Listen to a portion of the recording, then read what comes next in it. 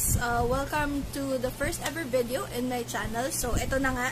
Nagsimula na nga ako ng YouTube channel after years and years of finding the courage and yung tapang ba to start it out. So, marami na nagtatanong kung bakit hindi pa ako nagsisimula.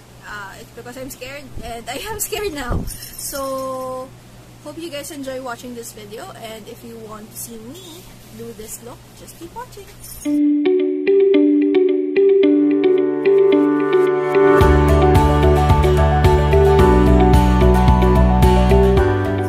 Today is gonna be a quick get ready with me, wherein ikukwento ko sa inyo how I first got into makeup and why I finally decided to start my YouTube channel after years of being into makeup.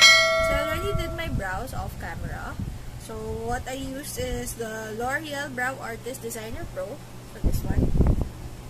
And then I set it using my MAC Brow Set Clear Brow Gel. So medyo marami na itsura niya because I've been using it for years, and this is my second tube. Okay, so we'll just do a quick look using the Modern Renaissance palette. But first, we'll be priming my lids using the Maybelline Superstay Full Coverage Concealer in the shade Light Medium. Okay, so first, be priming the eyelids.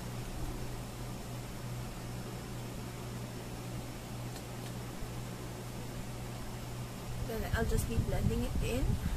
I first started getting into makeup around 2016. Before that, siguro, what I would consider makeup for me is light to medium coverage foundation. Although I didn't know coverage at that time, but I used foundation, cheek tint, and eyeliner, and then the occasional lipstick or lip tint pag may special occasions or if I have meetings sa office. Pero apart from that, it's usually foundation, eyeliner, and cheek tint lang, just to add a bit of, just to even out my complexion, and just to add a bit of color in my cheeks. And then around 2016, I watched this Ladylike video. The very first one they had were they were looking for the longest wearing lipstick. So they did a couple of tests, and they tested like around 4 lipstick products. And then that got me into thinking kung meron bang available sa market natin na lipstick that's long wearing, so that will last for more than, let's say, an hour or 2. Kasi the lipsticks that I used before, I would put it on, then kakain ako or inom ako ng coffee or anything, and then it would leave marks, or by the time na matapos ako kumain, wala na akong lipstick, and then I would have to retouch. So medyo nakakasalan ako when it comes to that. So I started looking, and I think the first lipstick I found was a Revlon Color Stay one. So I'll put a picture right here ng lipstick na yun, just so you get an idea. That lipstick was good, so it was able to stay for more than, I think the claim was around 8 to 12 hours, and it did stay that long. But the problem I had with it is, whenever I would purse my lips, yung gagawin ko to, didikit yung labi ko. So, magdidikit siya. Mahihirapan akong buksan siya ulit. And so, I started looking for other alternatives. Okay. For our eyeshadow look, so we'll move forward muna with the makeup. For our eyeshadow look, we'll start with the shade called Burnt Orange. So, it's this shade right here. And I'll put that all over my eyelids as the transition shade.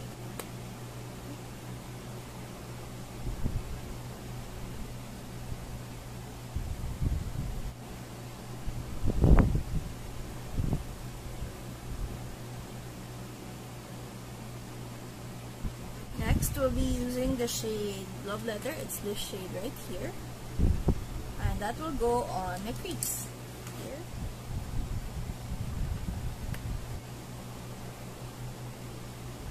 Okay.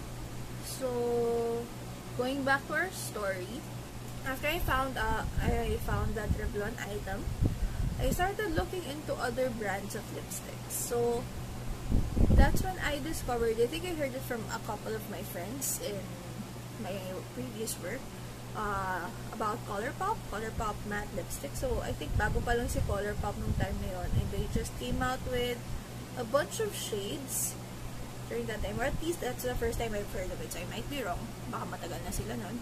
Pero, their main products back then were lipsticks. So, that's when I started collecting it, essentially. So, I had about, siguro close to 15 or 20 lipsticks at a time. I bought it offline, I bought it from other sellers, I bought it from the ColourPop website itself. Because I fell in love with the formula, and I fell in love with the shades that they have. So, from then on, after the lipsticks, I started exploring contouring. Kasi nung time na yun, I was already starting to gain weight, and medyo na-insecure ako, so gusto kong magmukhaing slim yung mukha ko, at least in pictures. So, I started looking into tutorials on how to do contouring. And then, I did, I think, the most basic thing that most women do. And that's going to Watson's. And then, asking the sales lady there how to apply makeup. So, nagpaturo ako sa kanya kung paano mag-apply ng contour. How do I do it? Saan ko siya ilalagay and everything. And then, I watch more tutorials to see how it will, to see how I can further improve it, and I look for products na mag-work para sa akin. So, I would say even now for contouring, medyo inaaral ko pa rin siya. So, I wouldn't say na I finally got it unlocked, but I think I found a couple of products that works for me. So, that's good. So, from then on, I started further exploring this love of makeup that I had. So, I started exploring foundations and concealers that will work for my skin because I am very oily.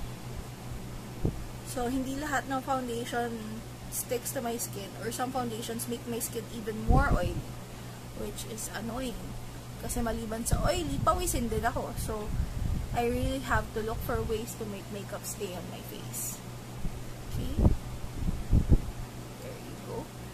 Essentially, love letter, kinalatan natin siya sa buong eyelid natin. So, it added a bit more of a dimension. And then, I will use a smaller eyeshadow brush and dip it into the shade Cypress Umber to deepen the outer corners of my eye.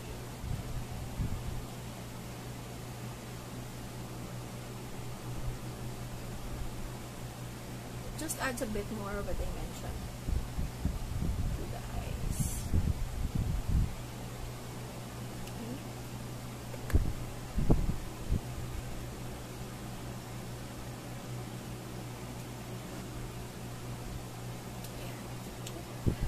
So now we'll be using the shade Primavera. So it's this shiny shade right here. And I'll put it all over the lid. So dito sa gitna kung saan wala ba kayo na-apply na eyeshadow.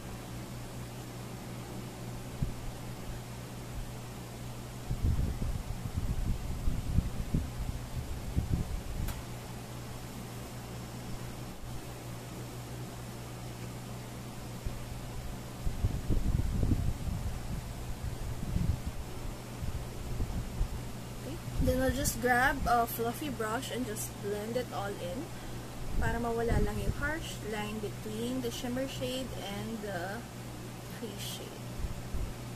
Okay. So essentially that's that eye look. So ganyan lang siya kasimple. For now, we'll be moving on to the face. So I'll finish the eye look later. Lalagyan pa na eyeshadow yung lash line ko to finish up the look. But for now, I'll move on to the base. So, I'll be priming my face using the Benefit Professional Pore Primer. So, medyo madumi na yung packaging niya kasi, again, I've been using it pretty regularly. So, I'll be putting it all over.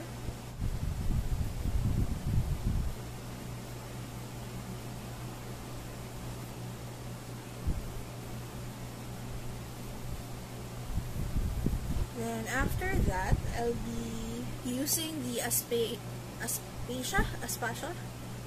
Collagen Moist Up Face Mist. So this one I've been using for years and years. The first bottle I got it from I think isang Tiangge sa may World Trade Center. If you guys are in the Philippines and you are familiar with the area, you'll know what I'm talking about. Bumili lang ako ng isa just to test it out and because I really like the smell. And ever since then, lagi ko na siyang hinahanap. Kasi I find that it really sets my face and it doesn't dry it out. Okay, so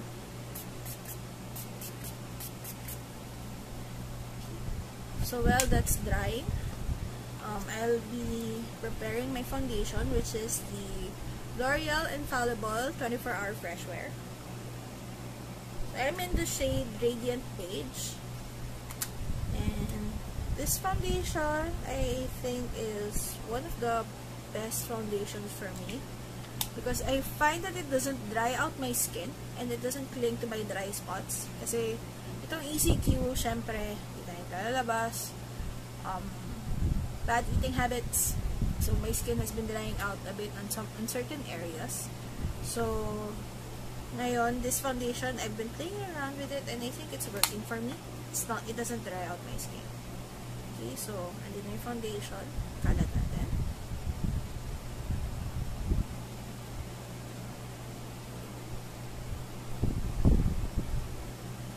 So, medyo liquidy siya, but the coverage I really love. Kasi hindi siya, kahit na liquidy siya or kahit na medyo watery siya, it really covers up your skin. Okay, so may natin natin. If you guys are wondering ba't ako nakatingin dito sa left side ko, I'm currently using my Xiaomi Amiro vanity mirror. So I love this mirror kasi meron siyang sarili niyang light. So I'm not just using a mirror, so ino-illuminate niya rin yung skin ko. So in a way, I'm able to see if there are any spots na kailangan ko pang i-blend out.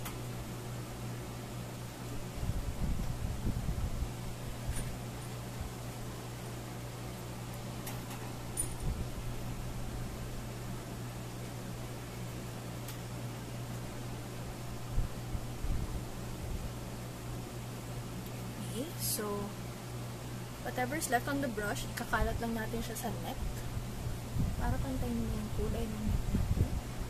So it doesn't translate that much on camera, but see, nag-even out yung skin tone ko. So I really like this. So that's just 1.5 pumps and it's able to cover up my big fat face.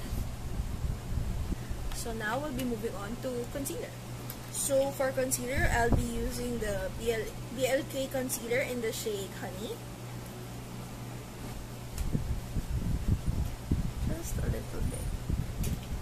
And a bit here, which I think is a trick I found online wherein it helps slim down your nose. Maybe I'm not doing it right. Somebody correct me in the comments. I'll just blend it out using a smaller brush than the one I was using for the face.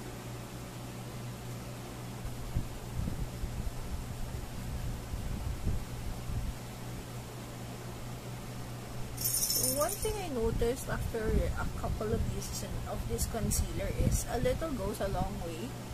And obviously, hindi ko pa natututunan kung ano yung little na yun. Kasi medyo sumura naman ako. Pero, in terms of coverage, I really like it. Kasi konti lang ang kailangan mo and matatakpan na niya lahat ng kailangan mong takpan sa mukha mo. Plus, it really brightens up the under eye. Okay.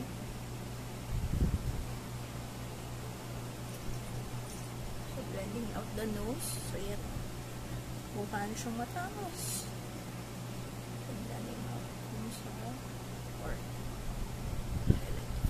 So, to set the under eye, I'll be using the Wet n Wild Mega Glow Contouring Palette Contour in the shade Dulce de Leche. So, I'm using this white shade to set the under eyes.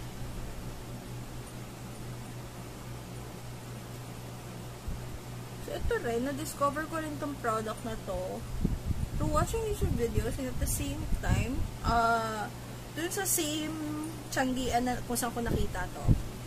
So, it's a different store, pero nung nag-ikot ako, nakita ko siya, and I decided to buy it. Because I heard my favorite YouTuber, Kathleen Lights, talk about it. Going back to the story, so yun nga, nag-start na ako manood ng YouTube tutorials, makeup tutorials, and the first YouTuber I ever got hooked on is Kathleen Lights. I really love her. She's so pretty. Ang ganda ng shape ng eyes niya. So, ang ganda gawa na ng eyeshadow looks. And she's super down to earth. I've been following her since that time, since 2016. And up to now, gusto ko pa rin yung content niya. She's very funny, she's very creative, and she just sticks to her own lane, and it's not problematic at all. So that's why I love her. So for the rest of the face, I'll be setting it using my Innisfree No Sebum Mineral Pack.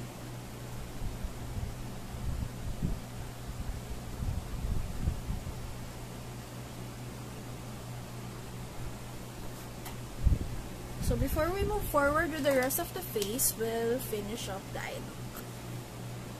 So first we'll be using Red Ochre, so it's the shade right here. So I'm going to line my lash line right here.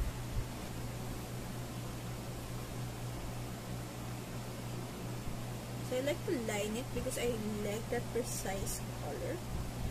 Gusto ko makita dun sa eyeshadow look, yung line talaga ng color.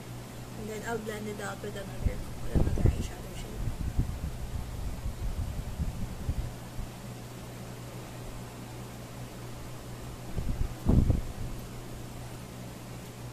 So yan, nakita niyo naka-line na siya.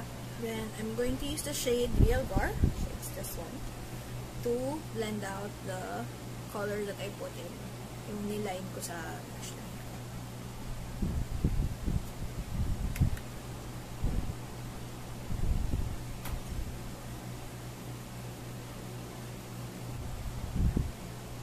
I extend it out to act like a bit of a wing liner. Pero for this time, I'll just blend it out.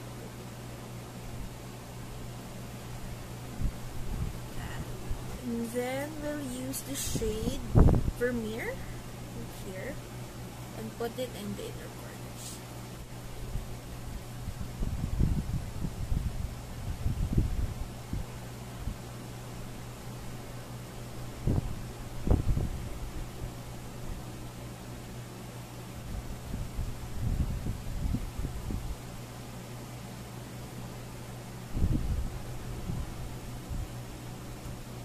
Then, lalagay din natin siya under our brow bone.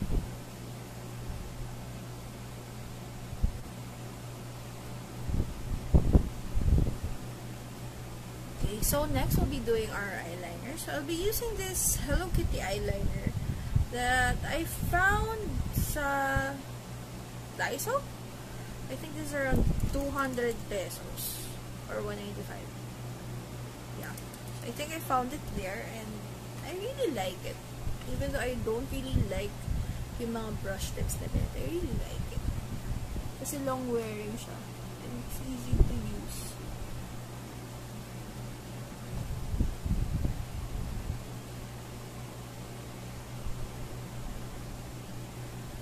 So we'll bring it out a bit.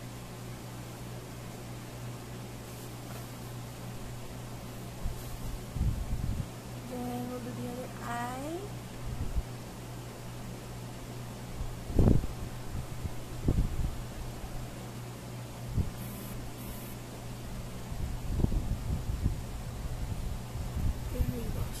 Eyeliner na tayo.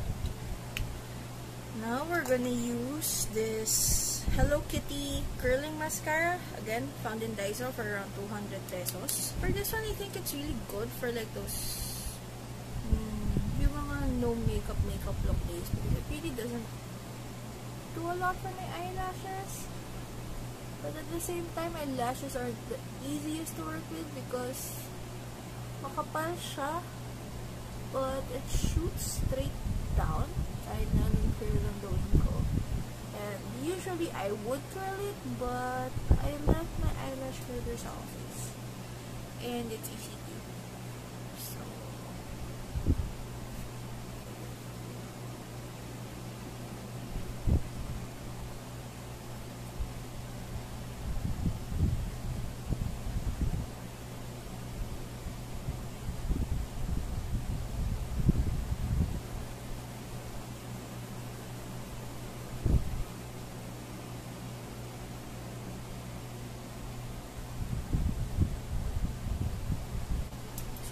Mag-mascara na tayo, although mukhang wala. I usually don't like applying false lashes. Pero I did find some really nice ones in Lazada, but again, they're in the office. Hindi ko siya naiuwi before ECQ, so we'll make do. Okay, no lashes na. Siguro next tutorial ko, when I'm able to get those lashes, I'll use them. So we're down to the final stages of the face. So the first will be contouring. So we'll be using the Wet n Wild contouring palette in the shade Dulce de Leche, and this time we'll be dipping into this shade to contour my cheeks.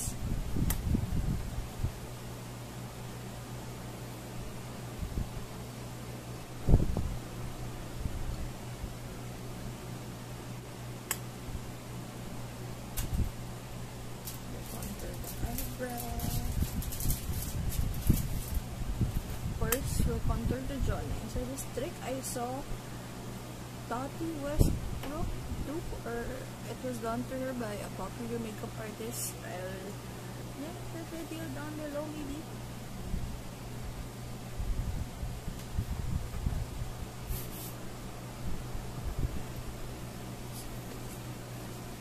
Open mo siya para mukhang slim. Mukhang may jawline kahit na triple chin ka na because you've been eating too much due to ECQ. Then, I'll just highlight yung middle part ng nose ko using the powder right here. Just highlighting with powder. We'll be highlighting it, of course, with highlighting powder later on. So, for blush, we'll be using this O2O 4 colors grooming powder. So, it says contour, but it's a lot of pinky blush shade, so I'm gonna use it as blush. So I think I'll be dipping into this color right here.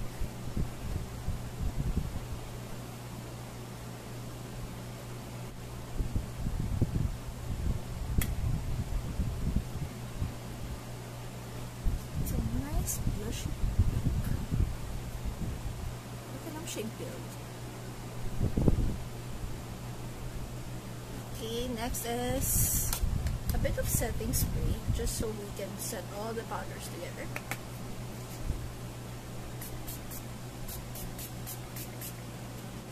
Okay. And it does add a bit of a glow to the face.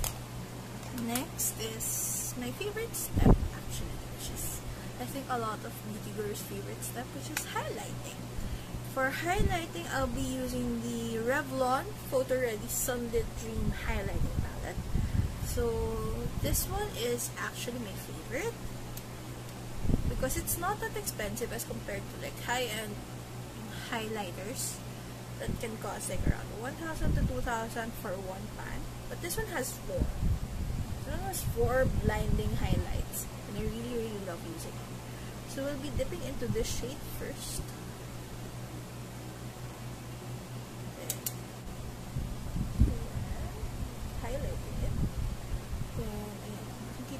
It's already reflecting with just that little bit that I put on my brush. Go to the other side. Not good siya. Konti pa lang nilalagay ko. And this is one of the more goldy shades. It's not even the most blinding one. Yung pinaka-blinding, ilalagay natin siya on the tops of the cheeks. But for now, we'll do this one.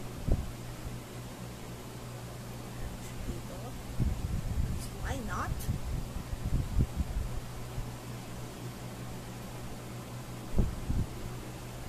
Here. Then I'll be using this shade right here. This is the lightest one in the palette, and i-apply ko siya dito sa tops of my cheeks. It's extra blinding highlight.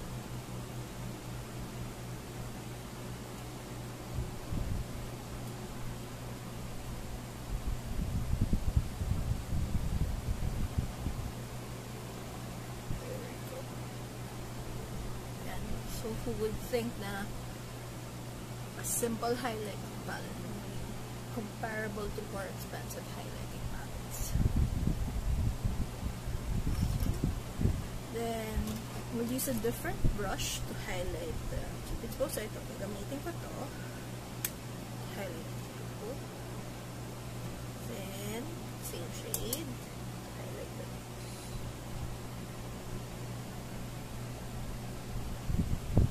So, I saw this trick on YouTube wherein they would highlight the bridge, then hindi nila itutuloy-tuloy, then they would just highlight the tip. Parang exclamation point on your nose.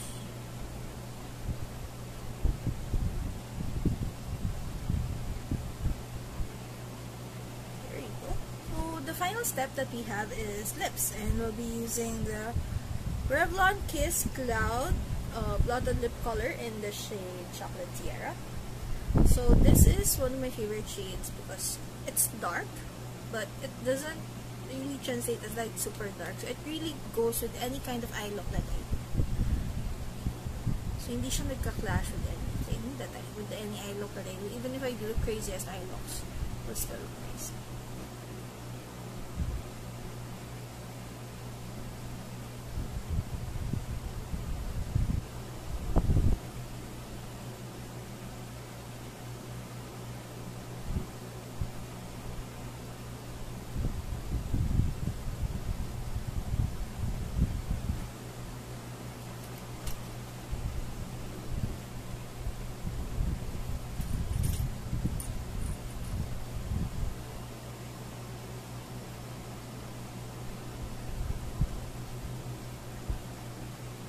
So, after you use this, you just set it with the setting spray.